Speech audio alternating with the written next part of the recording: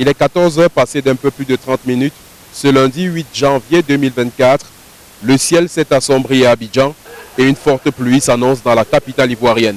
Ville qui doit accueillir deux poules de la 34e édition de la Coupe d'Afrique des Nations, Abidjan vit depuis quelques jours au rythme des pluies quotidiennes. Alors comme on constate sur ce graphique-là, vous voyez que comme je disais tantôt, alors cette situation est due à ces quantités de quantité orange là représentant l'humidité de la mer qui rentre un peu dans les terres au niveau du littoral.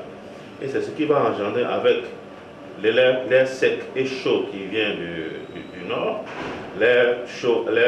l'humidité qui vient du sud. Les deux phénomènes vont se croiser au niveau littoral et créer ces orages que nous constatons. Ces pluies ont fait ressurgir dans les mémoires le spectre de probables inondations qui pourraient affecter les infrastructures sportives, notamment les aires de jeu retenues pour la Coupe d'Afrique des Nations Côte d'Ivoire 2023, mais à la Société d'exploitation et de développement aéroportuaire, aéronautique et météorologique, l'on se veut rassurant. Ces pluies ne peuvent en aucun cas agir sur les installations, agir même sur la compétition, puisque vous allez constater que même ces pluies arrivent, mais elles viennent juste l'après-midi, elles ne durent pas très longtemps, elles s'arrêtent.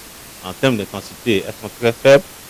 Par exemple, on constate le maximum qu'on constate seulement c'est 15 mm de pluie donc la France se passera très très bien.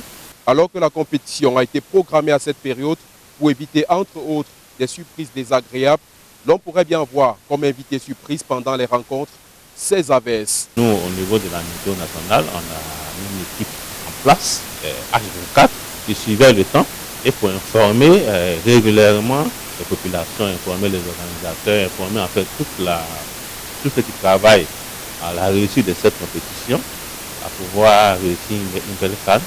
Donc il n'y a pas de raison de s'inquiéter, tout se passera. Ce phénomène observé depuis l'année dernière devrait s'étendre pendant toute la durée de la Coupe d'Afrique des Nations. Depuis Abidjan, nous sommes Joël Essengue et Vivien Tonfac, envoyés spéciaux Equinox Télévision.